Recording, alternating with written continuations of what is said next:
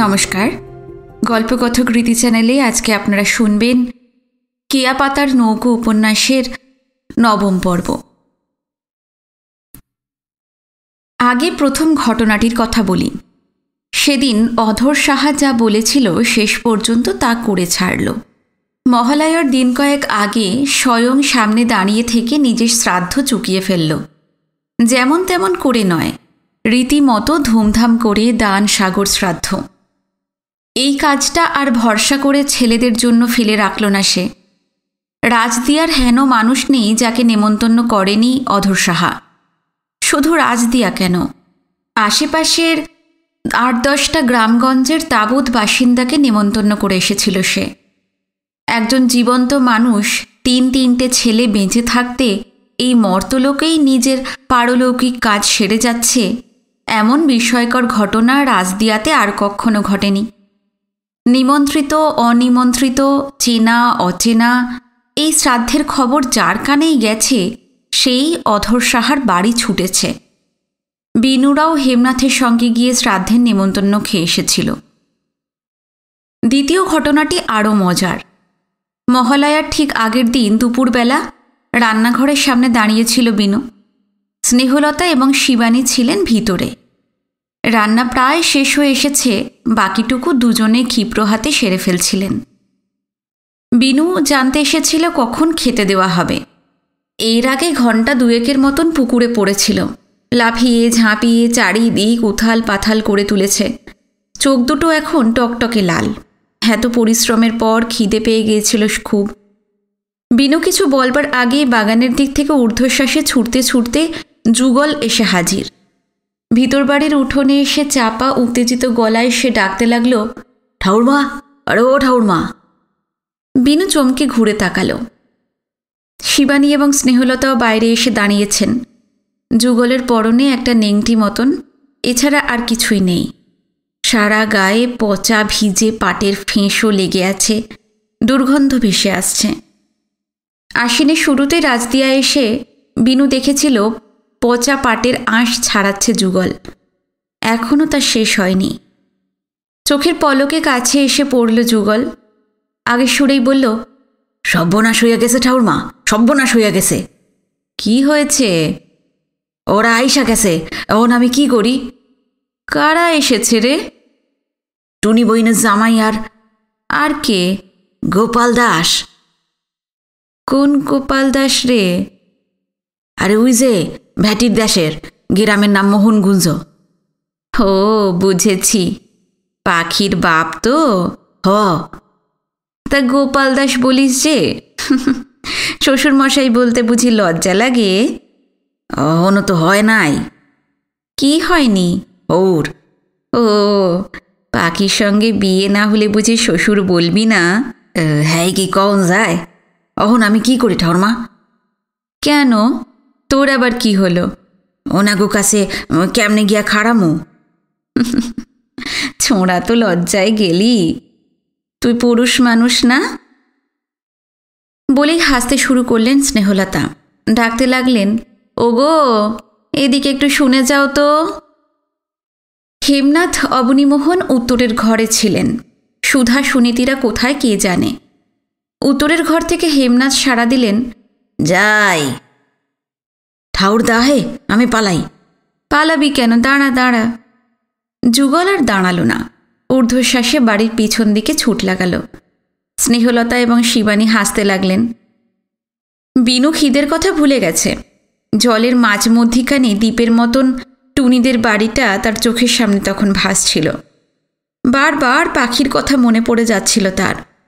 দরজার ফ্রেমে ছবির মতন পাখির দাঁড়িয়ে থাকা, স্বপ্নালোকের জলপরীর মতন আশ্বিনের টলটলে শান্ত জলে সাঁতার কেটে নৌকোয় আসা, যুগলের গান, এই সবই যেন দিন কয়েক আগের ব্যাপার নয়, এখন এই মুহূর্তেই ঘটে চলেছে। ডাকছো কেন? হেমনাথ এসে পড়লেন। শিবানী এবং স্নেহলতা সমানেই হাসছিলেন। হাসিটা এমন প্রবল উচ্ছ্বাসময় যে উত্তর দিতে পারলেন না। আরে কি হলো কি, এত হাসাহাসি কেন? আমাদের যুগল তো মহাবিপদে পড়েছে।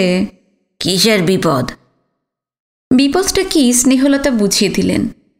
সব শুনে হেমনাথও ব্যস্ত হয়ে পড়লেন। গোপাল দাস আর যুগলের বোনাই কোথায়? তা তো জানি না, তাদের কোথায় যেন দেখে ছুটে এসেছিল যুগল। লোক দুটো এলো, তাদের বসানো হলো কি হলো না সেই দিকে হুঁশ নেই, আর তোমরাই ঠাট্টা তামাশা হাসাহাসি নিয়েই আছো। হেমনাথ আর দাঁড়ালেন না, বড় বড় পা ফেলে পুকুরঘাটের দিকে চলে গেলেন, খুব সম্ভব গোপাল দাসদের অভ্যর্থনা করে আনতে। বিনু মনোযোগ দিয়ে শুনছিল, সেও আর দাঁড়িয়ে থাকল না। খানিক আগে যুগল যেদিকে গেছে সেই দিকে ছুট লাগালো। যুগল গিয়েছিল বাড়ির পিছন দিকে। জায়গাটা চোখ উদানে আর সোনালের জঙ্গলে ঝুপসি হয়ে আছে। ফাঁকে ফাঁকে পিঠখিরা এবং লটকা গাছ ফলের গাছ, তাদের মাথায় গুচ্ছ গুচ্ছ বনজ ফুল ফুটে আছে। ঝাঁকে ঝাঁকে মৌমাছি আর ফড়িং ফুলের ওপর উড়ে বেড়াচ্ছে। জঙ্গলের পর মস্ত খাল। বাড়ির পিছন দিকে এসে এদিক সেদিক তাকাতেই বিনু দেখতে পেল খালে নেমে সমানে ডুবের পর ডুব দিয়ে যাচ্ছে যুগল। জঙ্গলের ভেতর দিয়ে পথ করে খালের পাড়ে এসে পড়ল বিনু। যুগলকে না ডেকে চুপচাপ দাঁড়িয়ে থাকল। এক নিঃশ্বাসে প্রায় 100 খানেক ডুব দিয়ে যুগল থামল। তারপর হঠাৎ কি মনে পড়ে যেতেই তাড়াতাড়ি খাল থেকে উঠে এলো। পাড়ে আসতেই সে অবাক। আরে ছোটবাবু যে, কখন আইছেন? অনেকক্ষণ। আমি তো টেরই পাই নাই। টের পাবে কি করে, যা ডুব দিচ্ছিলে। এক উয়াসে 20-50টা ডুব না দিলে স্নান কইরা আরাম পাই না। আপনি একটু খাড়ন ছোটবাবু, আমি একখান বস্তু লইয়া আসি। কি আনলেই দেখতে পাইবেন। যুগল পলকে বাড়ির ভিতরে অদৃশ্য হয়ে গেল। একটু পর যখন সে ফিরে এলো, তার হাতে একটা গন্ধ সাবান। চান তো একবার করলে আবার সাবান মাখবে? স্নান করার সময় সাবানের কথা মনে আসলো না, মনে পড়তে লই আইলাম। অন্যদিনও যুগলকে চান করতে দেখেছে বিনু, কিন্তু সেই চানের সঙ্গে সাবান এবং তেলের সম্পর্ক কোনো নেই। কোনো রকমে গামছাটি কোমরে জড়িয়ে জলে ঝাঁপিয়ে পড়ে 1.5 ঘন্টা 2 ঘন্টা 2 খাল বিল তোলপাড় করে যখন ডাঙায় ওঠে, তখন চোখ দুটো রক্তজবা। এই তো তার চানের নমুনা। হঠাৎ কেন যে আজ গন্ধ সাবান মাখার মতন এতখানি শৌখিন হয়ে উঠল যুগল, সেইটাই বোঝা যাচ্ছে না। বিনু সবিস্ময়ে তাকিয়ে থাকল। বিনুর মনোভাব বুঝতে পেরেছিল যুগল। তখনকার মতন লাজুক সুরে বলল, আইজের দিন গন্ধ সাবান না মাখুম না তো আর কবে মাখুম ছোটবাবু? ছোটবাবু বুঝমান মানুষ হইয়া বোঝেন না কেন? আজ কি আমার হৌরে নিয়ে আইছে? এতক্ষণে যুগলের শৌখিনতার কারণটা টের পাওয়া গেল। বিপুল উৎসাহে বিনু বলল, হ্যাঁ, আজই তো সাবান মাখার দিন। অতএব আরও অনেকটা সময় লাগিয়ে গোটা সাবানের আধখানা গায়ে ঘষে ঘষে খুইয়ে দিল যুগল। তারপর 50-60টা ডুব দিয়ে পাড়ে উঠল। ভালো করে গা মাথা মুছে বলল, চলেন ছোটবাবু, আমার ঘরে চলেন। যুগল থাকে এই বাড়ির দক্ষিণ দিকের একটা ঘরে। দুজনে সোজা সেইখানে চলে এলো। এই ঘরে আরও অনেকবার এসেছে বিনু। যুগলের সম্পত্তি বলতে এখানে যা আছে তা হলো একটা তক্তপোষ, গোলাপ ফুল আঁকা একটা টিনের সুটকেস, একটা হাত আয়না, কাঠের চিরুনি, খানকতক জামা কাপড়। টিনের বাক্স থেকে সবচাইতে ফর্সা জামা আর ধুতি বার করল যুগল। বলল, এইগুলোই পড়ি ছোটবাবু। হ্যাঁ পড়ো। আর একখান কথা। কি? 34 মাসে নীল পূজার মেলায় 1 শিশিরি গন্ধ তেল কিনছিলাম। আইজ একটু মাহুম, আপনি কি কন? হ্যাঁ, নিশ্চয়ই মাখবে। টিনের বাক্সের কোণ থেকে সন্তর্পণে একটা ফুলেল তেলের শিশি বার করে আনলো যুগল। চৈত্র মাসে কিনেছে, এখনও তার ছিপি খোলা হয়নি। শিশিটা আস্তই আছে। শিশি খুলে হাতে একটু তেল নিয়ে মাথায় মাখল। তারপর হাত আয়নাটা মুখের সামনে ধরে পরিপাটি করে টেরি কেটে আঁচড়াতে লাগলো। আঁচড়ানো টাচড়ানো হয়ে গেলে ঘুরিয়ে ফিরিয়ে নিজের মুখখানা কতবার যে আয়নায় দেখল যুগল তার ঠিক নেই। তারপর ডাকল, ছোটবাবু। বিনু উদ্গ্রীব হয়ে দাঁড়িয়েছিল। ডাকা মাত্র সাড়া দিল। আপনি রানী কলকাতার মানুষ, কত কিছু দেখেন, কত কিছু শোনেন। জানেন আপনারা কত কি। আমরা গ্রামে পইরা থাকি, ফ্যাশন ফুশন তো জানি না আমরা। দেখেন দেখি আমরা কেমন লাগে, ঠিক যেমন লাগে তেমনই কইবেন, মন রাখা কথা কইবেন না। তোমাকে খুব ভালো দেখাচ্ছে। অন্য সময়ের তুলনায় যুগলকে সত্যি ভালো দেখাচ্ছিল। হবু শ্বশুরমশাইয়ের কাছে নিজেকে আকর্ষণীয় করে তোলার জন্য কম কাণ্ড তো করেনি সে। থুতনি নুয়ে পড়ল যুগলের, বলল, সত্য কন, সত্যি হৌরে আমারে পছন্দ করব নি? নিশ্চয়ই করবে। নিশ্চিন্ত করলেন ছোটবাবু, নিশ্চিন্ত করলেন। নিজের সাজসজ্জার সম্বন্ধে আর কোনো দুর্ভাবনাই নেই যুগলের। সে বলতে লাগলো, আপনারা কলকাতার মানুষ, আপনাকে চৌখে যখন ভালো লাগছে তখন ওই গোপাল দাসের চৌখে কি আর লাগবো না? করে তো হাইলাস আসার কাম, ফ্যাশনের কি বোঝে? হ্যাঁ, সে ঠিকই তো।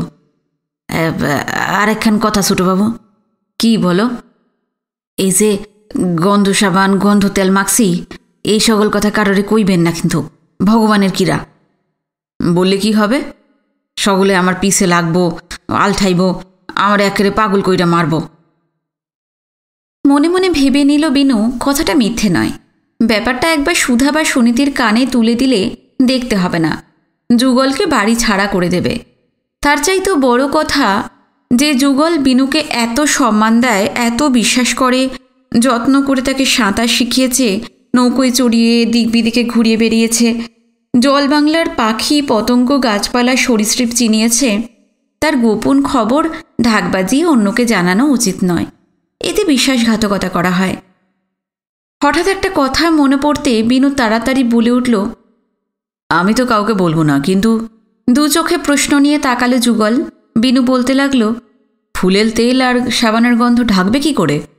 এই কথা তো ভাবি নাই ছোটবাবু, সত্যি তো। সমস্যাটার কোনো সমাধানই যখন খুঁজে পাওয়া যাচ্ছে না, সেই সময় স্নেহলতার গলা শোনা গেল, বিনু, বিনু, দাদা ভাই, শিগগিরি খেতে আয়, ভাত বাড়া হয়ে গেছে। বিনু ছুটল। ভেতর বাড়িতে এসে দেখল রান্নাঘরের দাওয়ায় সারি সারি আসন পড়েছে। হেমনাথরা খেতে বসে গেছেন। একধারে আরও দুটো পাত পড়েছে, সেখানে বসেছে দুজন অচেনা মধ্যবয়সী লোক। দেখেই বোঝা যায় চাষি শ্রেণীর গ্রাম্য মানুষ। মুখময়, কাঁচা পাকা দাড়ি, পরনে খাড়ে কাঁচা ধুতি এবং ফতুয়া। চুলে চিরুনি চালিয়েছে ঠিকই, কিন্তু সেগুলো এমন দুর্বিনীত যে হেলানো যায় না। আকাশের দিকে খাড়া হয়ে আছে। নিশ্চয়ই যুগলের বোনাই এবং ভাবি শ্বশুর গোপাল দাস। কে বোনাই আর কে শ্বশুর অবশ্য তা বোঝা যাচ্ছে না। বিনু লক্ষ্য করল সুধা সুনীতি লোক দুটোকে আড়ে আড়ে দেখছে আর ঠোঁট টিপে টিপে হাসছে। এমনকি সুরমা, স্নেহলতা, শিবানীরাও মুখ আড়াল করে হাসছে। হাসির কারণটা মোটামুটি আন্দাজ করতে পারল বিনু। গোপাল দাসদের দিকে চোখ রেখে সুধা সুনীতির পাশের খালি আসনটায় গিয়ে বসে পড়ল বিনু। অবনীমোহন হেমনাথের পাশে বসেছিলেন। বললেন, কোথায় ছিলি রে? ডেকে ডেকে পাওয়া যায় না। আমি এই যুগলের ঘরে ছিলাম। অবনীমোহন কিছু বলবার আগেই হেমনাথ বলে উঠলেন, যুগল কি করছে রে দাদা ভাই? বসে আছে। চান টান কি করেছে? হ্যাঁ। তা যুগলকেও আমাদের সঙ্গে দিয়ে দাও না কেন? শ্বশুর জামাই একা সরেই বসে খাক। স্ত্রীর দিকে ফিরে হেমনাথ বললেন। স্নেহলতা বললেন, হ্যাঁ, খুব ভালো কথা তো। যুগল, যুগল। যুগল সহজে এলো না। অনেক ডাকাডাকির পর চোখ নামিয়ে জড়সড় হয়ে সামনে এসে দাঁড়ালো। তেল এবং সাবানটা যদিও সস্তা, সেগুলোর গন্ধটা কিন্তু উগ্র। যুগল এসে দাঁড়াতেই চারদিকের বাতাস ভারী হয়ে উঠল। প্রথমটায় কেউ কোনো কথা বলতে পারল না। সবাই চোখ বড় বড় করে অবাক বিস্ময়ে যুগলের দিকে তাকিয়ে থাকল।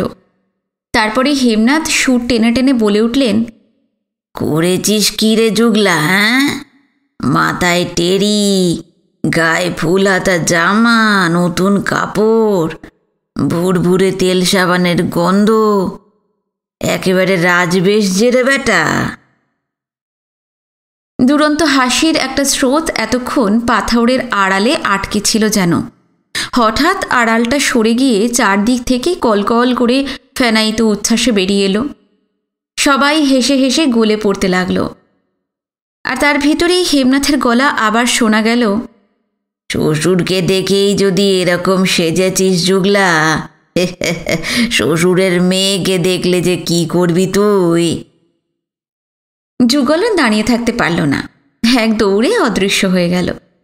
হেমনাথ ব্যস্ত হয়ে ডাকাডাকি করতে লাগলো, যুগল, যুগল, শুনে যা। যুগলের আর সাড়া পাওয়া গেল না। খুব সম্ভব বাড়ির সীমানা সে পেরিয়ে গেছে। ঠাট্টা এবং হাসাহাসি খানিক স্তিমিত হয়ে এলে হেমনাথ অচেনা লোক দুটোর দিকে ফিরে বললেন, গোপাল। দুজনের মধ্যে যে লোকটা মোটাসোটা সেই তাকালো। বোঝা গেল এই গোপাল দাস এবং হেমনাথ তাকে চেনেন। হেমনাথ বললেন, তারপর যে কথা হচ্ছিল, যুগলের বিয়ের ব্যাপারে তো তুমি আমার কাছে আসতে গেলে কেন? হ্যাঁ, ওর মা বাবা তো আছে। বিনুর মনে হলো যুগলের বিয়ে টিয়ে নিয়ে দুজনের ভিতর আগেই কিছু কথা হয়েছে, ভূমিকা করেই রাখা হয়েছিল। এখন তা নিয়ে বিশদ আলোচনা হবে। যুগলের বাপের কাছে তো গেছিলাম, হ্যাঁ কইল আপনার কাছে আইতে, আপনি যা কইবেন তাই হইব, আপনার কথার উপর তার নাকি কোনো কথা নাই। কিছুক্ষণ চুপ করে থেকে হেমনাথ আবার বললেন, যুগলের সঙ্গে তোমার মেয়ের বিয়ে কবে দিতে চাও? আপনি যেই দিন কইবেন কর্তা। তোমরা দেখি দুজনেই আমার ঘাড়ি দায় চাপাতে চাইছো। এই সময় দ্বিতীয় লোকটি অর্থাৎ যুগলের বোনাই বলল, আপনি ছাড়া আমাগো আর কে আছে কর্তা? আপনার উপর সকল দায় দিয়া আমরা তো নিশ্চিন্ত। আমার কথা যদি শোনো, তাড়াতাড়ি কিন্তু বিয়ে হবে না। তাড়াতাড়ি ঠেকা নেই কর্তা, তবু কি মাস তরি হইব যদি কন? সেই ফাল্গুন মাসে, ধান উঠবার পর। এইটা হইল আশ্বিন মাস, এরপর কার্তিক, অঘ্রাণ, পৌষ, মাঘ, মধ্যিখানে 4খানা মোটে মাস। দেখতে দেখতে কাইটা যাইব। ফাল্গুন মাসে আমার আপত্তি নেই কর্তা। 3-4 মাস সময় নিলাম কেন জানো তো? কেন কর্তা? যুগল তো বউ নিয়ে আমার কাছেই থাকবে, আর নতুন বউয়ের জন্য ঘরদোর তো তুলতে হবে। আর তাছাড়া আমার 1-1.5 কানিক ধান জমি আছে। মাঝখানে মোটে 1 মাস, তারপরেই ধান উঠবে। ধান ওঠার সময় আমি কোনো দিকে নজর দিতে পারবো না। ধানের ঝঞ্ঝাট কাটবার পর নিশ্চিন্ত হতে হতে সেই মাঘ ফাল্গুন। এরপর একটু নীরবতা। তারপর হেমনাথই আবার শুরু করলেন, তা তোমার মেয়ের জন্য পণ দিতে হবে তো? হ্যাঁ তো দিতেই হইব। কীরকম পণ চাইছো তোমরা? বাপ হইয়া আমি তো কইতে পারি না, তবে 5 জনে কয় মাইয়া আমার সুন্দরী। কথাখান ঠিক কি বেঠিক তুমি কও না? বলে তিনি সঙ্গীর দিকে তাকালেন। যুগলের বোনাই সায় দিয়ে বলল, ঠিকই, সুন্দরী যে আগেই তো বুঝেছি। আপনি দেখছেন কর্তা? না। তয় তোমার মেয়ে ওর বাড়ি এসে আছে তো? বলে যুগলের বোনাইকে দেখিয়ে দিলেন হেমনাথ। গোপাল দাস ঘাড় কাত করল, খবর তো পাই আমি। আমাদের যুগল ঘুরে ফিরে রোজই একবার ওখানে যায়। তোমার মেয়েকে দেখে মাথাখানা না ঘুরে গেলে কি রোজ বাঁদরটা যেত? সে যাক, তা কত পণ চাও বলো? আপনি বিচার কইরা দিয়েন। হেমনাথ একটু ভেবে নিয়ে বললেন, ঠিক আছে, দেনা পাওনার কথা পরে হবে, তার জন্য কিছু আটকাবে না। তুমি বরং পৌষ মাসের শেষ দিকে একবার এসো। সেই ভালো। আমি কিন্তু আপনার ভরসায় থাকুম বরকর্তা। হ্যাঁ, আমার কথার কোনো নড়চড় হবে না। তো আমি জানি বরকর্তা, আমি জানি। হেমনাথ আর কিছু বললেন না। গোপাল দাস খাওয়া দাওয়ার পর আর বসল না। মেয়ের বিয়ের ব্যাপারে নিশ্চিন্ত হয়ে যুগলের বোনাইকে নিয়ে চলে গেল। তারপরও বাকি দিনটা যুগলকে এই বাড়ির ত্রিসীমানায় দেখা গেল না। মহালয়ার পর থেকেই পড়াশোনা একরকম বন্ধই করে দিল বিনুরা।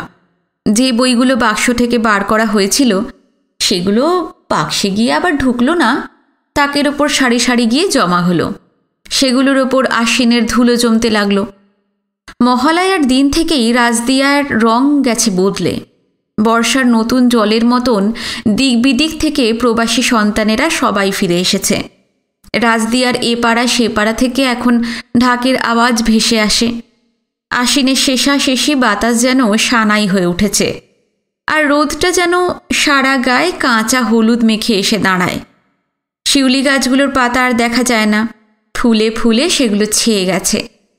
নদী তীরে আর খালের পাড়ে কাশবন তাদের শেষ ফুলটিও ফুটিয়ে দিয়েছে। আকাশের নীল এখন আরও ঝকমকে, আরও উজ্জ্বল। পেঁজা তুলোর মতন মেঘগুলো আরও শুভ্র, আরও ভারহীন মনে হয়। হলদিবনা আর মোহনচূড়া পাখিগুলো হরিয়াল, টুনটুনি, ঝুটকালি এবং দানিভোলার ঝাঁক নিতান্ত অকারণেই নেশা প্রমত্তের মতন আকাশময় উড়ে উড়ে বেড়ায়। এই সময় বইয়ের পাতায় কারণ মন বসে, আর তাছাড়া নাটকের ব্যাপার আছে। বেশিরভাগ দিনই রিহার্সালের আসর বসে হেমনাথের বাড়িতে।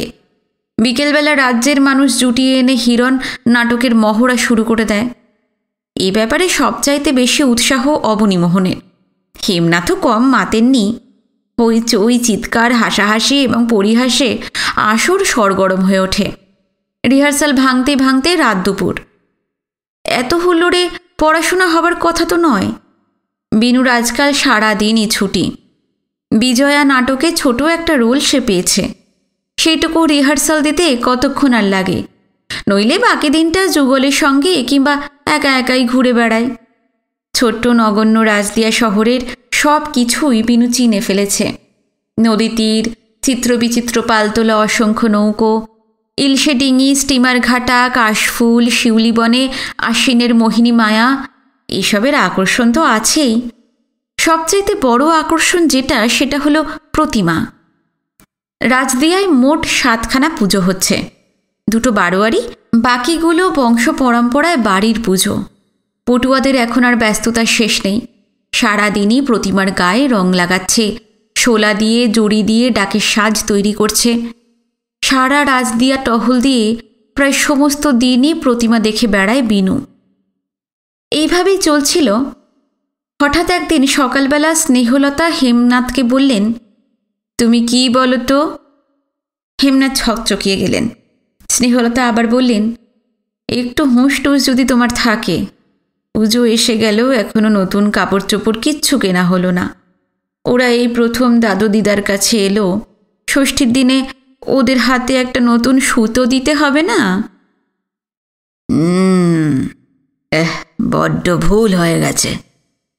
আজই কমলাঘাটের বাজারে গিয়ে কিনে নিয়ে আসবো। হ্যাঁ, যাও। বেলা একটু চড়লে অবনীমোহনকে নিয়ে কমলাঘাট রওনা হলেন হেমনাথ। বিনুকেও নিয়ে যেতে চেয়েছিলেন। রাজদিয়ার একচালির বিশাল বিশাল প্রতিমাগুলো ছেড়ে সে যেতে রাজি হলো না। আজ রিহার্সাল বসেছিল হেমনাথদের বাড়ি। শুরু হয়েছিল সেই সন্ধেবেলায়। এক টানা ঘণ্টা 3 চলবার পর সেই পালা চুকল। তারপর আরও কিছুক্ষণ গল্পটল্প করে হিরণরা চলে গেল। হিরণরা যখন যায় তখন দুপুর রাত। চারদিকের ঝোপঝাড়, বাগান, পুকুর এবং ধানক্ষেত সব একাকার হয়ে এখন যেন নিশুতিপুর। হেমনাথরা সকালবেলা সেই যে কমলাঘাটের গঞ্জে পুজোর জামাকাপড় কিনতে গিয়েছিলেন, এখনও ফেরেননি। তাদের জন্য বিনুদের আর অপেক্ষা করতে দিল না স্নেহলতা। সুধা, সুনীতি, ঝিনুক, বিনু, এমনকি সুরমাকেও খেতে বসিয়ে দিলেন। সুরমা আপত্তি করতে যাচ্ছিলেন, স্নেহলতা শুনলেন না।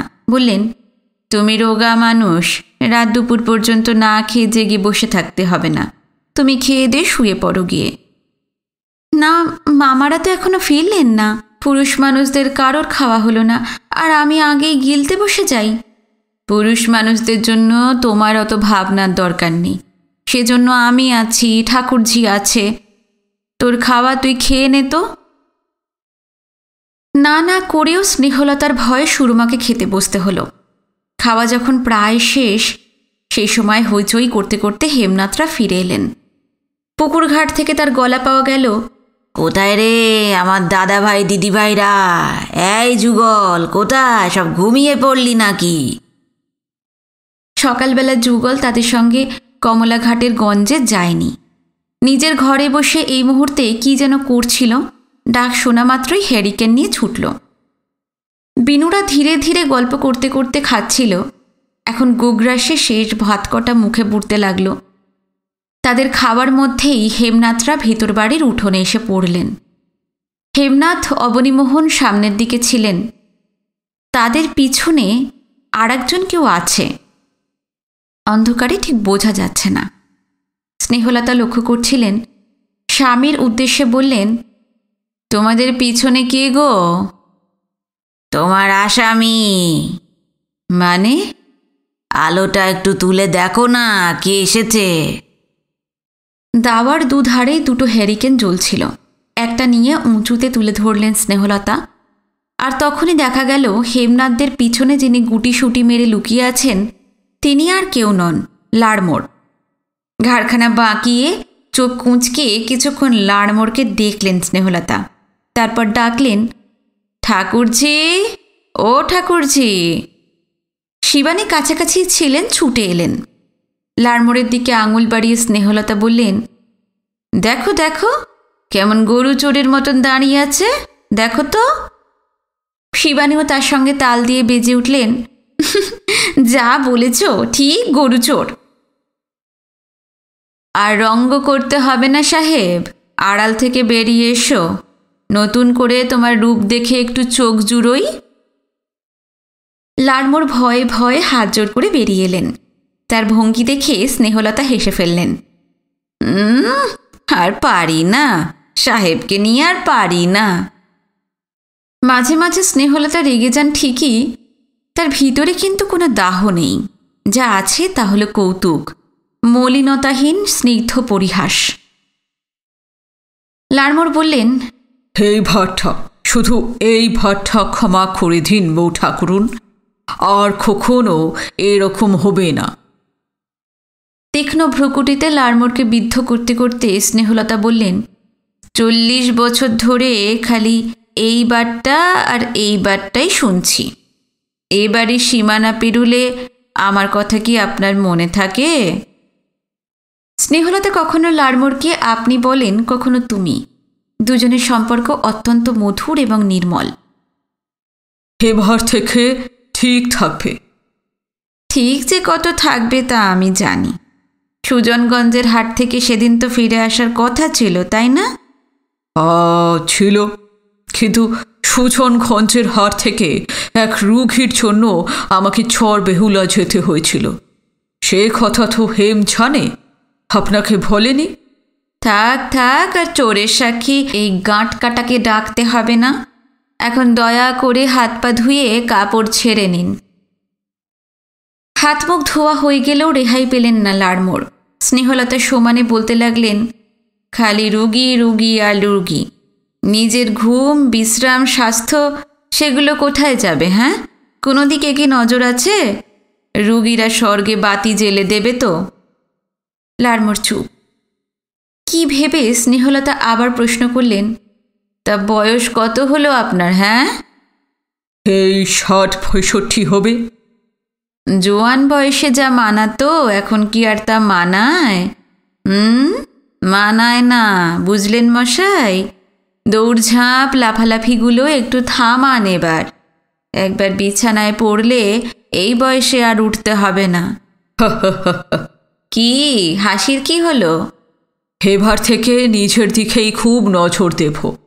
আমারই যদি ভালো মন্দ কিছু একটা হয়ে যায় তো দেখবে খে, রুগী ধুয়ে কি তখন আমি ঝোল খাবো? বেশ ভালো ভালো কথা বেরোচ্ছে মুখ থেকে, কিন্তু আমি তো জানি। কি জানেন? স্বভাব তো যায় না মরলে। আর দেখে নেবেন, এবার থেকে আমি গুড বয় হয়ে যাব। দেখা যাবে, দেখা যাবে। বিনুদের খাওয়া শেষ হয়ে গিয়েছিল। আঁচিয়ে টাচিয়ে তারা হেমনাথদের কাছে এসে দাঁড়ালো। দু চোখে অবাক বিস্ময় মেখে অপলক তাকিয়েছিল বিনু।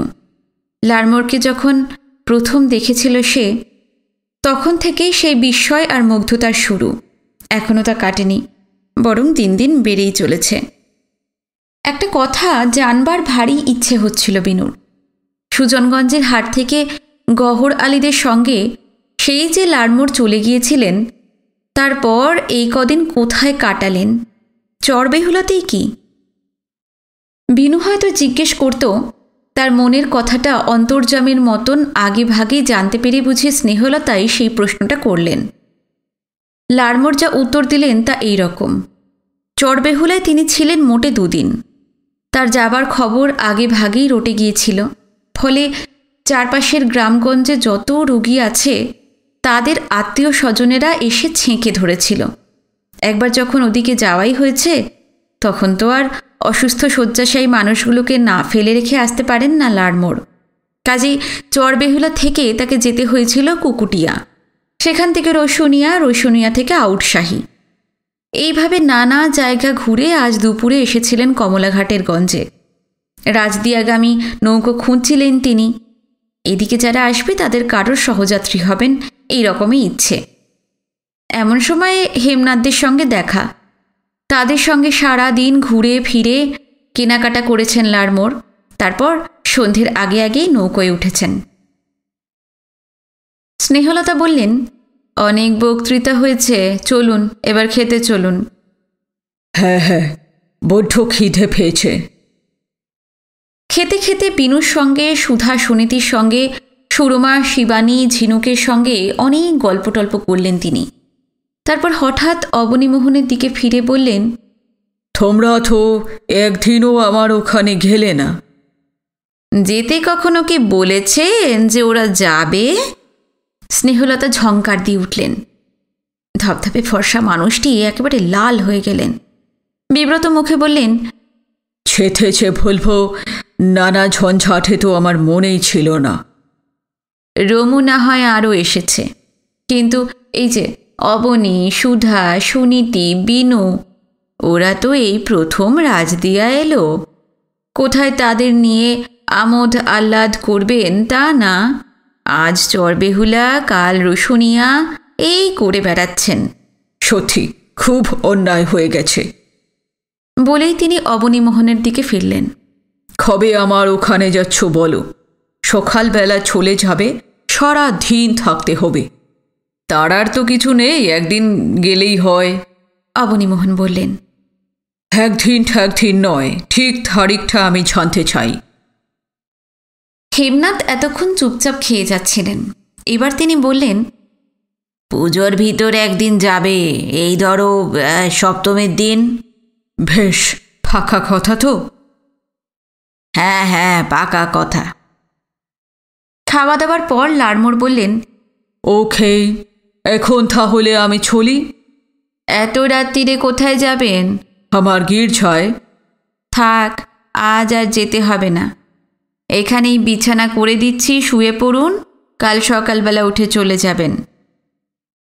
দুহাত জোর করে লাড়মোড় বললেন, ঝড় থাকতে ভুলবেন না বউ ঠাকুরুন। চরবেহুলা যাবার আগে খাদেরের ঝড় দেখে গিয়েছিলাম। কদিন তার তো খবরই জানি না। আমার এখন বড্ড চিন্তা হচ্ছে। এতদিন হুঁশ ছিল না? রাজদিয়ায় পা দিতেই বুঝি কাঁদেরের জন্য একবারে প্রাণ কেঁদে উঠেছে? না না, সব সময় আমি ওর কথা ভেবেছি, কিন্তু কি করব? রোগী ফেলে তো আর আসা যায় না। রাজদিয়ায় যখন এসে পড়েছি তখন। আচ্ছা, কাদেরকে? এই সময় বিনু বলে উঠল। লাড়মোড় বললেন, আর একদিনও তার কথা জিজ্ঞেস করেছিলি দাদা ভাই? খাদের আমার ফিঠন গাড়িটা চালায়, আমার কাছেই ও থাকে। এবার বিনুর মনে পড়ে গেল। সে আর কিছু বলল না। স্নেহলতা আরও 2-1বার রাতটা কাটিয়ে যেতে বললেন, কিন্তু লাড়মোড় রাজি হলেন না। অগত্যা হেমনাথ বললেন, একা একা এতটা পথ অন্ধকারে যাবে? যুগল বরং হ্যারিকেন নিয়ে তোমাকে পৌঁছে দিয়ে আসুক। যুগল যাবে? এই রাত্রির বেলা আবার ছেলেটাকে কষ্ট দেবে?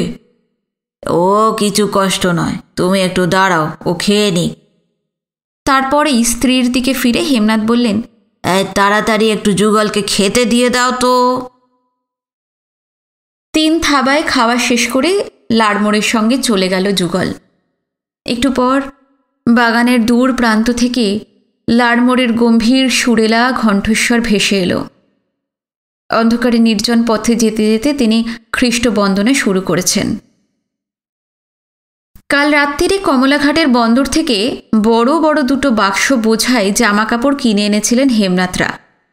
সুধা, সুনীতি, বিনু, ঝিনুক, বাড়ির সবার জন্য তো নতুন পোশাক এসেছেই, তা বাদে অসংখ্য শাড়ি, ধুতি, নানা মাপের ফ্রক, ইজের শার্ট ইত্যাদি আনা হয়েছে। এত জামাটামা দিয়ে কী হবে বিনু তো বুঝতে পারেনি, অবশ্য সে জিজ্ঞাসাও করেনি। আজ সকালবেলা ঘুম থেকে উঠে ঝিনুক আর হেমনাথের সঙ্গে সূর্যস্তব করবার পর স্নেহলতার সঙ্গে দেখা। অন্যদিনের মতন এর ভেতরেই চান সেরে ফেলেছেন স্নেহলতা। পরনে পাট ভাঙা লালপাড় শাড়ি, গরদের জামা, সিঁথিতে চওড়া করে সিঁদুর টানা, কপালে মস্ত সিঁদুরের টিপ। নির্মল আকাশে সূর্যোদয়ের কথা মনে করিয়ে দেয় সেই টিপ। খোপা বাঁধেননি, দু একবার চিরুনি টেনে ভিজে চুলগুলো পিঠময় ছড়িয়ে দিয়েছেন, প্রান্তে আলগা করে গিঁট বাঁধা। স্নেহলতা গলা তুলে ডাকতে লাগলেন, ঠাকুরঝি, ও ঠাকুরঝি, গৌরীদাসী, উমা। শিবানী, উমা, গৌরীদাসী সবাই ছুটে এলো, এমনকি সুরমা, অবনীমোহনরাও এসে পড়েছেন। উমা আর গৌরীদাসী সেই আশ্রিত বিধবা দুটির নাম। স্নেহলতা বললেন, আজ আমার ছুটি। শিবানী হাসলেন, বেশ তো, রান্না বান্না সংসার সব আজ তোমরা চালাবে। রোজ রোজ এই চোরকি কলে আমি আর ঘুরতে পারবো না। এক আধ দিন আমার ছুটি ছাটারা তো দরকার, তাই কি না? বুঝলাম তো, এই সকালবেলা এমন সাজের বাহার, ব্যাপারখানা কি? ওরা তো দিনরাত সাজছে। সুধা, সুনীতিকে দেখিয়ে স্নেহলতা বললেন, আমার বুঝি একটু সাজগোজ করতে ইচ্ছে করে না? কেন, আমাকে সাজলে কি খারাপ দেখায় নাকি? সুধা, সুনীতি কলকল করে উঠল, আমাদের হিংসে হচ্ছে? হচ্ছেই তো। শিবানী বললেন, পটের বিবি হয়ে পায়ের ওপর পাটি তুলে তুমি বসে থাকো তো, আমরা যাই, রান্না বান্না চড়াতে হবে। কি? বসে আমি থাকবো না, তবে বেরুতে হবে। কোথায়? কালকে জামা কাপড় কিনে আনা হলো না, পুজো পার্বণের দিনে সবাই তো আশা করে বসে আছে, তাদের হাতে দিয়ে আসতে না পারলে মনটা ভালো লাগছে না রে ভাই। ও, এই তোমার ছুটি নেওয়া? শিবানী বললেন। স্নেহলতা হেসে ফেললেন। শিবানী আবার বললেন, রাজদিয়া জুড়ে তোমার রাজ্যপাট আর ছেলে মেয়ে, যাও সবার মনোবাসনা পূর্ণ করে এসো। যুগল, যুগল্লা। প্রায় সঙ্গে সঙ্গেই যুগল এসে হাজির। কাল রাত্রিরে লারমোরকে পৌঁছে দিয়ে কখন সে ফিরে এসেছে বিনু জানে না, তার আগেই সে ঘুমিয়ে পড়েছিল। স্নেহলতা বললেন, পুবের ঘরে দুটো কাপড়ের গাঁঠরি আছে না, যা তো সেই দুটো নিয়ে নৌকোয় যা। কাপড়ের গাঁটরি মাথায় চাপিয়ে পুকুর ঘাটের দিকে চলে গেল যুগল। আমার সঙ্গে কে কে যাবি তোরা? স্নেহলতা এবার বিনুদের দিকে তাকিয়ে বললেন। বেড়াতে যাবার নামেই বিনু, ঝিনুক নেচে উঠল, আমি যাব, আমি যাব। যাবি যাবি, আর তোরা দিদিভাইরা কে যাবি? সুধা, সুনীতি জানালো তারা যাবে না। ছুটির কিছুদিন পরেই পরীক্ষা। রাতের বেলা তো রিহার্সালের জন্য বই শুনতেই পারে না, সকালে যদি একটু আধটু না পড়ে তবে নির্ঘাত ফেল। স্নেহলতা এবার সুরমাকে বললেন, এরমু তুই চল। আমি? হ্যাঁ, রাজদিয়ায় আসার পর একদিন মোটে বেরিয়েছিস, সবাই তোকে তো যেতে বলে। ঘুরে টুরে 5 জনের সঙ্গে কথা বললে দেখবি ভালো লাগবে। চলো তাহলে। বিনু, ঝিনুক, সুরমাকে নিয়ে একটু পর পুকুর ঘাটে চলে এলেন স্নেহলতা।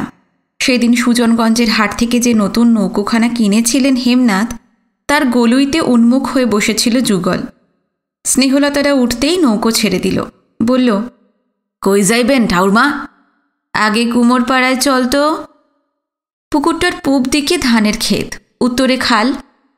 অবশ্য আলাদা আলাদা করে খাল এবং পুকুরকে চিনবার উপায় নেই। এই আশ্বিনে অথই জলে সব সীমারেখা ডুবে গেছে। নৌকো নিয়ে যুগল খালের ভিতর এসে পড়ল। খালের গা ঘেঁষে সেই রাস্তাটা মেরুদণ্ডের মতন, যেটা রাজদিয়ার মাঝখান দিয়ে গেছে। প্রথম দিন থেকেই এই রাস্তা বিনুর চেনা। ওই পথটা ধরে যেতে যেতে জলের মাঝখানে খণ্ড খণ্ড দ্বীপের মতন অনেক বসতি তার চোখে পড়েছে। এক সময় নৌকোটা রাস্তার কাছ থেকে সরে এসে বসতিগুলোর দিকে এগিয়ে গেল। চারিদিকে সেই পরিচিত দৃশ্য, হেলেঞ্চালতা, জলঘাস আর ধঞ্চের বন উদ্দাম হয়ে আছে। ফাঁকে ফাঁকে নলখাগড়ার ঘন ঝোপ। আজ তেমন পাখি চোখে পড়ছে না। মাঝে মধ্যে দু একটা মৌটুস্কেপ কি মাছরাঙা, কদাচিৎ শালিক অথবা চড়ুই। তবে পতঙ্গরা আছে, নলখাগড়ার দীর্ঘ সজীব ডাঁটাগুলোর মাথায় নাচানাচি করে বেড়াচ্ছে। রাজদিয়ায় আসার পর কতবার এই ছবি দেখেছে বিনু, তবু তার মুগ্ধতা কাটল না। সে পাখি দেখতে লাগলো, ফুল দেখতে লাগলো, যেসব আগাছা কোনোদিন কারোর প্রয়োজন লাগবে না, অবাক বিস্ময়ে তাদের দিকে তাকিয়ে থাকল। পাশে বসে স্নেহলতা, সুরমা, ঝিনুক সমানে কথা বলে যাচ্ছে। লতাপাতা, পাখি, পতঙ্গ সব একাকার হয়ে জলবাংলার মনোরম দৃশ্য বিনুকে এমন মুগ্ধ করে রেখেছে যে সে কিছুই শুনতে পাচ্ছে না। হঠাৎ যুগলের উঁচু গলা কানে এলো। বুধাইপালের ঘাটে নাও ভিড়াই ঠাউরমা? হ্যাঁ হ্যাঁ, ভেড়া। বুধাইপাল নামটা কোথায় যেন শুনেছে, বিনু এই মুহূর্তে মনে করতে পারল না। ঘুরে ফিরে তার কথাই সে ভাবতে লাগল। খালের পাড়ে খানিক পরপরই নারকেল গুঁড়ি দিয়ে ঘাটলা পাতা রয়েছে। কিছুক্ষণের মধ্যে যুগল একটা ঘাটে নৌকো থামালো। স্নেহলতা বললেন, এই যুগল, কাপড়ের একটা গাঁটরি নিয়ে আমার সঙ্গে আয় তো। লগি পুঁতে নৌকো বেঁধে কাপড়ের বোঝা মাথায় নিয়ে নেমে পড়ল যুগল। তারপর নামলেন স্নেহলতারা। খাল পাড়ে ঘন গাছপালার ভিতর দিয়ে পথ। পথটার যেখানে শেষ সেখান থেকে কুমোরপাড়া শুরু। কুমোরপাড়ার বাড়িগুলো গা ঘেঁষাঘেঁষি করে দাঁড়িয়ে আছে। বাড়ি আর কি, জীর্ণ টিনের চাল আর কেঁচা বাঁশের বেড়া ছাওয়া এলোমেলো বিক্ষিপ্ত কতগুলো ঘর। সেগুলোর আবার দরজা জানলার বালাই নেই। জানালা বলতে কটা ফোকর। দরজাগুলো ফোকরই, তবে তুলনায় জানালার চাইতে বড়। সারা বছর সেগুলোর ভিতর দিয়ে শীত, গ্রীষ্ম, বর্ষা অজস্র ধারায় তাদের করুণা এবং অভিশাপ বর্ষণ করে চলেছে। কুমোরপাড়ার সর্বাঙ্গে যে নিদারুণ ঈশ্বর আপন শিলমোহর মেরে রেখেছে তার নাম দারিদ্র্য। মানুষ তার গৃহকে সুসজ্জিত করে তুলবার জন্য যুগ যুগ ধরে সাধনা করে চলেছে। তার ফলে সৃষ্টি হয়েছে নগর বন্দর এবং রম্য জনপদের। কুমোরপাড়ার বাড়িগুলোর পিছনে তেমন সুচারু সাধনা, তেমন পরিকল্পনার চিহ্নমাত্র নেই। সেই আদিম যুগের মতন যেখানে সেখানে যেমন তেমন করে মাথা গোঁজার জন্য আস্তানা খাড়া করা ছাড়া আর কোনো গভীর উদ্দেশ্যই খুঁজে পাওয়া যাবে না এখানে। জায়গাটা যে কুমোরপাড়া বলে দিতে হয় না, সারা গায়ে সে তার বিজ্ঞাপন মেরে রেখেছে। যেদিকেই চোখ ফেরানো যাক, সমাপ্ত অসমাপ্ত হাঁড়ি কলসি ছড়িয়ে আছে। কোথাও চাকঘর, কোথাও পৈতনা আর গাছের গুঁড়ি কেটে বানানো হাঁড়ি করার ছাঁচ, কোথাও বা পুইন মানে এর ভেতর মাটির হাঁড়িটাড়ি পোড়ানো হয়, কোথাও এঁটেল মাটির পাহাড়। কুমোরপাড়ায় স্নেহলতারা পা দিতেই সাড়া পড়ে গেল। হাতের কাজ ফেলে বৌঝিরা ছুটে এলো, পুরুষ মানুষরাও এলো। আর এলো কালো কালো মাটি মাখা এক পাল আর্ধলঙ্গ ছেলে মেয়ে। সবার আগে যে রয়েছে তাকে দেখা মাত্রই চিনতে পারল বিনু।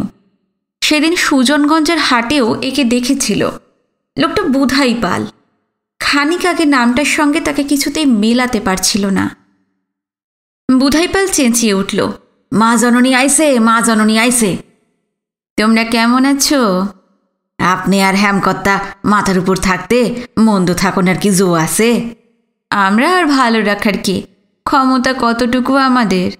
ভালো মন্দ যা রাখবার তা রাখেন তো ওপরওয়ালা। কথাখান আপনি ঠিকই কইছেন মা জননী, তবে উপরওয়ালারে তো আমি চোখে দেখি নাই, দেখছি আপনি গো। হয়েছে হয়েছে, রাস্তায় দাঁড় করিয়ে না রেখে এখন কোথায় বসাবে বলো দেখি?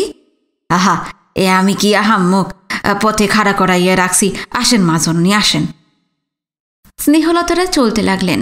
জনতা হৈ হৈ করতে করতে তাদের সঙ্গ নিল। বুধাইপাল সোজা নিজের বাড়িতে এনে তুলল স্নেহলতাদের। উঠোনের 3 কোণে 3টি বাতাবি লেবু গাছ ছাতা ধরে আছে, ফলে জায়গাটা ছায়াচ্ছন্ন। তার তলায় কখানা জলচৌকি পেতে দেওয়া হলো। স্নেহলতারা বসলেন। কুমোরপাড়ার জনতা তাদের ঘিরে দাঁড়িয়ে থাকল। বুধাইপাল বলল, মা জননী অন্য বৎসর মহালয়ার আগেই আইসেন, এইবার কিন্তু দেরি কইরা আইসেন। এদিকে নয়া জামা কাপড়ের লইগা পোলাপানগুলো মাথা খাইয়া ফেলাইতে আছে। তাগো ডর, এইবার বুঝিয়া আপনি কোমর পাড়ার কথা একটু ভুললাই গেছেন। আমি যত বুঝাই তারা শোনেই না। জনতার মধ্যে থেকে সবাই সায় দিয়ে উঠল, হ পোলাপানগুলো বুঝ মানে না। তোমাদের কথা কি কখনো ভুলতে পারি? এবার তো এরা এসেছে, এই যে, তাই আসতে একটু দেরি হয়ে গেল। আপনার ভাগ্নি না? হ্যাঁ, শুনছি ওনারা আইসেন। ভাগ্নি জামাই, নাতি নাতনি। হ্যাঁ, থাকবো তো কিছুদিন। হ্যাঁ, থাকবে কিছুদিন। একবার জামু দেখতে। যেও না তোমরা, সবাই যেও। আমি এনারে চিনি, জামাই বাবুরেও চিনি। সেই দিন তো হাটে দেখছিলাম না। বিনুর দিকে ফিরে বুধাইপাল বলল। বিনু মাথা নাড়ল। কথা হচ্ছিল পুরুষদের সঙ্গে। সুরমাদের সম্বন্ধে মেয়ে মহলেও কৌতূহল অসীম। চাপা গলায় তারা ফিসফিস করছে, কলকাতার মানুষ ওনারা, বড় লোক, কেমন সুন্দর দেখছো, ইত্যাদি ইত্যাদি। তাদের কথা শুনতে শুনতে বিনুদের আমোদ লাগছিল। স্নেহলতা, সুরমা হাসছিলেন, কখনো এক আধটা রসালো মন্তব্যও করছিলেন। হঠাৎ ভিড়ের ভিতর থেকে একটি মধ্যবয়সিনী সামনে এগিয়ে এলো। এই বয়সেও তার বড় লজ্জা। নাক পর্যন্ত ঘোমটা টানা, জড়সড় পুঁটুলির মতো দেখাচ্ছে তাকে।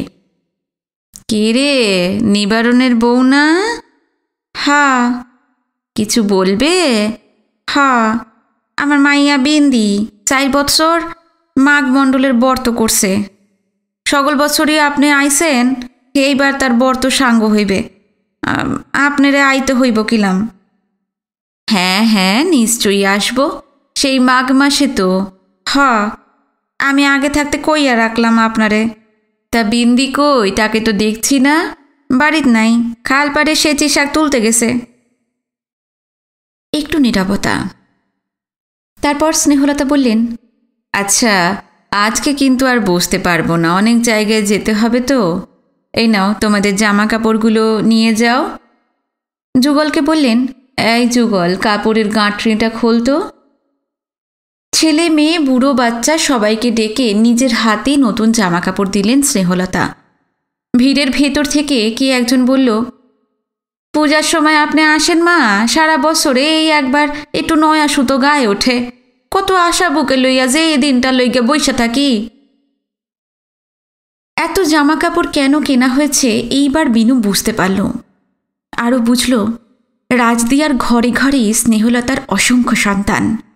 প্রতি বছর পুজোর সময় গরিবের চাইতেও গরিব, নগ্ন শীর্ণ মানুষগুলোকে নতুন আভরণে সাজাতে না পারলে তার সুখ নেই। স্নেহলতাকে এই মুহূর্তে রাজেশ্বরীর মতো মনে হতে লাগলো বিনুর। আরও কিছুক্ষণ কথাবার্তা বলে সবাই উঠল। শুধু কুমোরপাড়াই নয়, কামারপাড়া, যোগীপাড়া, বারুইপাড়া, নানা জায়গায় ঘুরে ঘুরে কাপড় চোপড় বিলোলেন স্নেহলতা। সমস্ত বছর রাজদিয়ার মানুষগুলো তার জন্য উন্মুখ হয়েছিল যেন। যেখানেই স্নেহলতা গেছেন, দুদণ্ড বসেছেন, খুঁটিয়ে খুঁটিয়ে সকলের সুখ দুঃখের খবর নিয়েছেন। এই রাজদিয়ার সবখানেই স্নেহলতার জন্য হৃদয় পাতা রয়েছে।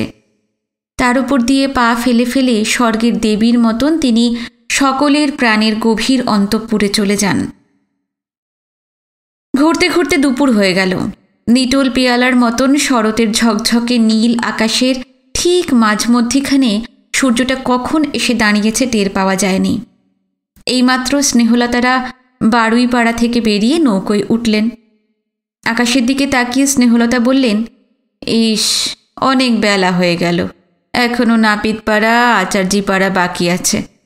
এইদিকে এই বিনু আর ঝিনুকের তো নিশ্চয়ই খিদে পেয়ে গেছে। আজকে থাক, কাল ওদের জামা কাপড় দিয়ে যাব। যুগল, চল বাড়ি যাই। নৌকো এগিয়ে চলল। খানিকটা যাবার পর স্নেহলতা হঠাৎ বললেন, এই পাড়ায় এলাম, ভবটাকে একবার বরং দেখে যাই। সেই যে ঝিনুককে দিয়ে চলে এলো, আর যায়নি। এই ঝিনুক, বাবার কাছে যাবি?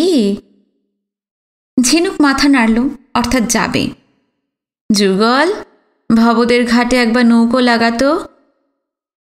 ভবতোষদের বাড়িতে আগে কখনো যায়নি বিনু। ভবতোষ অবশ্য যেতেও বলেনি। বিনুর ধারণা ছিল বাড়িটা আদালত পাড়ার কাছাকাছি হবে, কিন্তু সে তো বড় রাস্তা ধরে হেঁটে আসতে হয়। নৌকো করেও খাল দিয়ে আসা যায় বিনু জানত না। ঝিনুকদের বাড়ি আসার কথা তেমন করে কখনো মনেও হয়নি বিনুর। তাদের কথা গভীরভাবে কোনোদিন ভাবেওনি সে। তেমন করে ভাববার বয়সও নয় তার। ঝিনুকের মা চলে গেছেন। তার বাবার বিষণ্ণ চেহারা, মেয়েকে তিনি অন্যের বাড়িতে ফেলে রেখেছেন, এই সবের জন্য দুঃখ হয়েছে বিনুর। ঝিনুকের জন্য খানিক সহানুভূতি বোধও করেছে সে, কিন্তু এই পর্যন্তই। এই মুহূর্তে ঝিনুকদের বাড়ির কাছাকাছি এসে সেখানে খুব যাবার ইচ্ছা হলো বিনুর। কেন হলো সে নিজেই জানে না। একটু পর নৌকোটা যেখানে ভিড়ল সেটা কাঠের তক্তা দিয়ে বাঁধানো ঘাটলা। খাল ধরে আস্তে আস্তে এই রকম ঘাটলা অনেক দেখেছে বিনু। বুঝেছে দুধারে যাদের বাড়ি এই রকম ঘাট পেতে খালটাকে তারা ব্যবহার করে। নৌকো ভিড়তেই স্নেহলতা বললেন, তোর আর গিয়ে কাজ নেই যুগল, একটু বস, আমি ওদের নিয়ে ভবতোষের সঙ্গে একটু দেখা করে আসি। এই যাব আর আসব। যুগল বসে থাকল। বিনুদের সঙ্গে নিয়ে স্নেহলতা ওপরে উঠলেন। কয়েক পা যেতেই ছোট্ট একখানা বাড়ি, তার মেঝে পাকা, চারধারে কেঁচা বাঁশের রং করা বেড়া, মাথায় নকশা কাটা ঢেউ টিনের চাল। ভব, এই ভব। আপনি খুড়িমা? হ্যাঁ আমি। আসুন আসুন, ঘরে চলুন। বিনু লক্ষ্য করল ভবতোষের চোখ মুখ মলিন, দীপ্তিহীন। কপালে কালো কালো ছোপ পড়েছে। দাড়ি গোঁফ কতদিন যে কাটা হয়নি, অযত্নে অবহেলায় সেগুলো বেড়েই চলেছে। চেহারাও আগের চাইতে অনেক খারাপ হয়ে গেছে। কৃশ, করুণ এবং অত্যন্ত অসহায় দেখাচ্ছে তাকে। কিছুটা কুঁজোও যেন হয়ে পড়েছেন। সামনের দিকে ঈষৎ ঝুঁকে হাঁটছেন। পরনে খদ্দেরের ময়লা পাজামা আর পাঞ্জাবি। একটা ঘরে এনে সবাইকে বসালেন ভবতোষ। আসবাব বলতে এখানে একটা খাট, তার উপরে নোংরা ধামসানো বিছানা, একধারে খানকতক চেয়ার, একটা টেবিল আর 4-5টা আলমারি বোঝাই বই। বিনু শুনেছে ভবতোষ সেখানকার কলেজে পড়ান। সেই যে মেয়েটাকে দিয়ে এলে, তারপর তো আর দেখা নেই। ব্যাপারটা কি? 2-1 দিনের ভিতরই যাব ভাবছিলাম। আমরা এইদিকে এসেছিলাম, তাই ভাবলাম তোমার সঙ্গে একবার দেখা করে যাই। বেশ করেছেন, কিন্তু আমাদের জন্য ব্যস্ত হতে হবে না, আমরা এক্ষুনি উঠব। না না, আপনার জন্য ভাবছি না, ওনারা তো প্রথম দিন এলেন। ওদের জন্য তোমাকে ভাবতে হবে না। চেহারাখানা তো চমৎকার দাঁড় করিয়ে ফেলেছ। খাওয়া দাওয়া ঠিক মতো হচ্ছে? হ্যাঁ, ওই দেখে তো মনে হচ্ছে না। রসিক সাহার বিধবা বউটা কি কাজ করছে এখানে? হ্যাঁ, করছিল। এই 2 দিন হলো বেদকায় তার এক বোনের বাড়ি গেছে, ওখানেই থাকবে। তা এই 2 দিন কে রান্নাবান্না করলো? আমি করেছি। তা আমরা কি মরে গিয়েছিলাম নাকি? আমাদের ওখানে যেতে পারোনি? না, ঝিনুককে তো দিয়ে এসেছি, তার উপর আরও ঝঞ্ঝাট আমি বাড়াতে চাই না। এবার এক কাণ্ড করে বসলেন স্নেহলতা। এমনিতে তার স্বভাব খুব মৃদু, কোমল, জোরে কখনো কথা বলেন না, হাসেন না।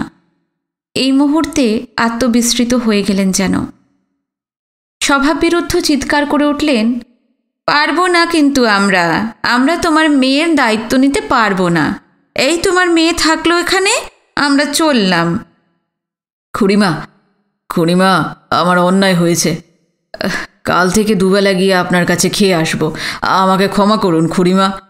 যতদিন রসিক সাহার বউ না আসছে তুমি আমার ওখানে খাবে। আচ্ছা। আর বৌমার কোনো খবর টবর কি পেয়েছ? না খুড়িমা। আবার কি একটা জিজ্ঞেস করতে যাচ্ছিলেন ভবতোষ, এই সময় ফিসফিস করে ঝিনুক বিনুকে ডাকল। এই এই, কি বলছো? চলো না, তোমাকে একটা জিনিস দেখাবো। কি? চলোই না। একরকম জোর করেই বিনুকে বাইরে নিয়ে এলো ঝিনু। বিনু বলল, কি দেখাবে? দেখাও। আগে আমাদের বাড়িটা দেখাবো, তারপর তারপর ওই জিনিসটা। এই ঘর সে ঘর, ফুল ফলের ছোট্ট বাগান সব দেখানো হলে একটা ছোট্ট ঘরে বিনুকে নিয়ে এলো ঝিনুক। এখানে হাতল ভাঙা সাইকেল, ছেঁড়া তোষক, ভাঙা আলুর পুতুল, সংসারের যাবতীয় বাতিল জিনিস স্তূপীকৃত হয়ে আছে। আবর্জনার তলা থেকে ফ্রেমে বাঁধানো একটা ফটো বার করে আনলো ঝিনুক। ফটোটা এক তরুণীর, বড় বড় চোখের পাতায় ঠোঁটে হাসির আলো মাখানো, ছোট্ট কপালের উপর থেকে ঘন চুলের ঘের, গলায় প্রকাণ্ড লকেটওয়ালা সীতাহার, কপালে সিঁদুরের টিপ। এই ফটোটা আমি লুকিয়ে রেখেছি, বাবা জানতে পারলে বকবে। কার ফটো এটা? আমার মায়ের। মায়ের সব ফটো বাবা ফেলে দিয়েছে, কিন্তু এটা পারেনি। বিনু এক দৃষ্টে ফটোটার দিকে তাকিয়েছিল, কিছু বলল না। জানো, আমার মা চলে গেছে, আর কখনো আসবে না। আসবে, আসবে না, আর কখনো আসবে না। বিনু, ঝিনুক, কোথায় গেলি রে তোরা? তাড়াতাড়ি ফটোটা আবর্জনার তলায় ঢাকা দিয়ে বিনুকে নিয়ে বেরিয়ে এলো ঝিনুক। স্নেহলতা ততক্ষণে বাইরে বেরিয়ে এসেছেন, বললেন, চল চল, অনেক বেলা হয়ে গেল। নৌকোয় করে বাড়ি ফিরতে ফিরতে বারবার ঝিনুকের মায়ের কথাই মনে পড়ে যাচ্ছিল বিনুর। জলের দিকে তাকিয়ে, দুধারের পরিচিত দৃশ্যগুলোর দিকে তাকিয়ে বারবার অন্যমনস্ক হয়ে যাচ্ছিল সে। হঠাৎ সুরমার গলা শোনা গেল, ওইটা কিসের চূড়ো মামিমা? দূরমনস্কের মতন একবার ঘাড় ফিরিয়ে দেখল বিনু। খানিকটা দূরে কিসের একটা ধারালো মাথা আকাশকে বিদ্ধ করে আছে। ও, ওইটা ওইটা গির্জা, লালমোহন সাহেব ওখানেই থাকেন। লাড়মোড়ের কথা শুনেও খুব আগ্রহ বোধ করল না বিনু এই মুহূর্তে। ঝিনুকের মায়ের কথাই করুণ গানের কলির মতন ঘুরে ঘুরে তার মনের ভিতর হানা দিতে লাগল। অমন সুন্দর স্নেহময় যার চেহারা, তিনি কেমন করে ঝিনুককে ফেলে চলে গেলেন? হঠাৎ বিনুর মনে হলো, তার মাও যদি এরকম তাকে ফেলে চলে যেতেন। পরক্ষণে সে ভাবল, না না, তার মা কখনোই এমন নিষ্ঠুর হবেন না। ঝিনুকের জন্য এতদিন দুঃখ বোধ করেছে বিনু, আজ অসীম মমতায় তার মন ভরে গেল। দূর আকাশের পর থেকে গির্জার চূড়ো ততক্ষণে মুছে গেছে।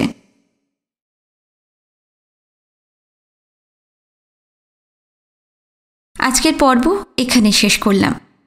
ভালো লাগলে অবশ্যই কমেন্ট করে জানাবেন, ভিডিওতে লাইক দিবেন। যারা নতুন এসেছেন, গল্প পাঠ ভালো লাগলে চ্যানেলটি সাবস্ক্রাইব করে রাখবেন।